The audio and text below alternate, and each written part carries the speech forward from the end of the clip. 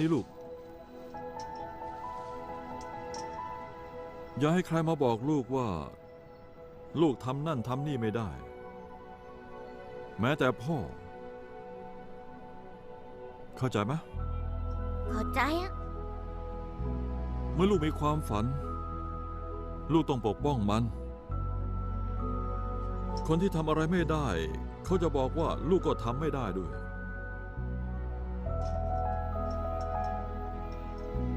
แล้วถ้าลูกต้องการอะไร